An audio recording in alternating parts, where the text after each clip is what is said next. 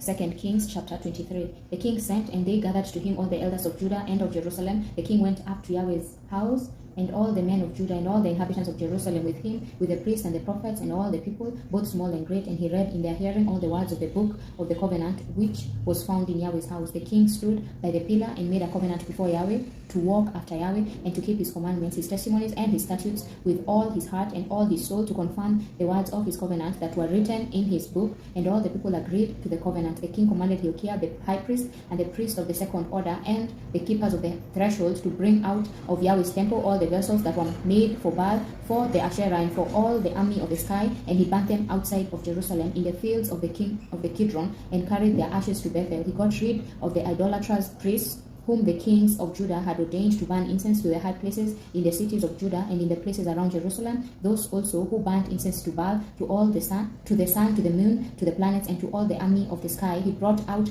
the Asherah from Yahweh's house outside of Jerusalem to the brook Kidron, and burnt it at the brook Kidron, and beat it to dust, and cast its dust on the graves of the common people. He broke down the houses of the male shrine prostitutes that were in Yahweh's house, where the women wove hangings for the Asherah. He brought all the priests out of the cities of Judah and defiled the high places where the priests had burnt incense from Geba to Beersheba, and he broke down the high places of the gates that were at the entrance of the gate of Joshua, the governor of the city, which were on a man's left hand at the gate of the city. Nevertheless, the priests of the high places didn't come up to Yahweh's altar in Jerusalem, and they ate unleavened bread among their brothers. He defiled Tophel, which is in the valley of the children of Hinnom, that no man might make his son or his daughter to pass through the fire of Molech. He took away the horses that the kings of Judah had dedicated to the sun at the entrance of Yahweh's house by the room of Nathan Melech, the officer who was in the court, and he burnt the chariots of the sun with fire. The king broke down the altars that were on the roof of the upper room of Ahaz, which the kings of Judah had made, and the altars which Manasseh had made in the two courts of Yahweh's house, and beat them down from there, and cast their dust into the brook Kidron. The king defiled the high places that were before Jerusalem, which were on the right hand of the mountain of corruption, which Solomon the king of Israel had built for Ashtoreth,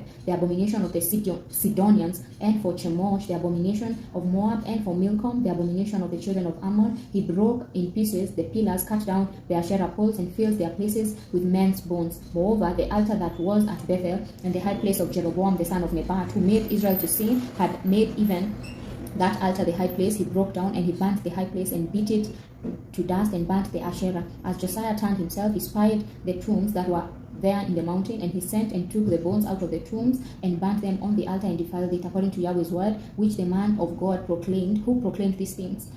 Then he said, "What monument is that which I see?" The men of the city told him, "It is the tomb of the man of God who came from Judah and proclaimed these things that you have done against the altar of Bethel." He said, "Let him be. Let no one move his bones." So they let his bones alone with the bones of the prophet who came out of Samaria. All the houses also of the high places that were in the cities of Samaria, which the kings of Israel had made to provoke Yahweh to anger, Josiah took away, and did to them according to all the acts that he had done in Bethel. He killed all the priests of the high places that were there on the altars, and burnt men's bones on them, and he returned to Jerusalem. The king commanded all the people, saying, "Keep the Passover to Yahweh your God, as it is written in this book of the covenant. Surely there was not kept such a Passover from the days of the judges who judged Israel, nor in the days of the kings of Israel, nor of the kings of Judah, but in the 18th year of King Josiah, this Passover was kept to Yahweh in Jerusalem." Moreover, Josiah removed those who had familiar spirits, the wizards, and the teraphim, and the idols, and all the abominations that were seen in the land of Judah and in Jerusalem, that he might confirm the words of the law which were written in the book of Hilkiah, in the book that Hilkiah the priest found in Yahweh's house.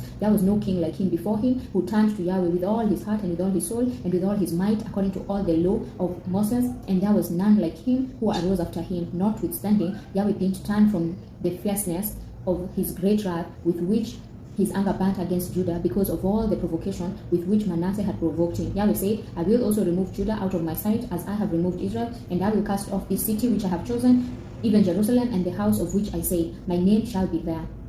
Now the rest of the acts of Josiah and all that he did, and they written in the book of the Chronicles of the kings of Judah. In his days, Pharaoh Necho, king of Egypt, went up against the king of Assyria to the river Euphrates, and King Josiah went against him. But Pharaoh Necho killed him at Megiddo when he saw him. His servants carried him dead in a chariot from Megiddo, brought him to Jerusalem, and buried him in his own tomb. The people of the land took Jehoahaz, the son of Josiah, and anointed him, and made him king in his father's place. Jehoahaz was 23 years old when he began to reign, and he reigned 3 months in Jerusalem. His mother's name was Hamutal, the daughter of Jeremiah of Libnah. He did that which was evil in Yahweh's sight, according to all that his father had done. Pharaoh Necho put him in bonds at Riblah in the land of Hamath, that he might not reign in Jerusalem, and put the land to a tribute of 100 talents of silver and a talent of gold. Pharaoh Necho made Eliakim the son of Josiah king in the place of Josiah his father, and changed his name to Jehoiakim.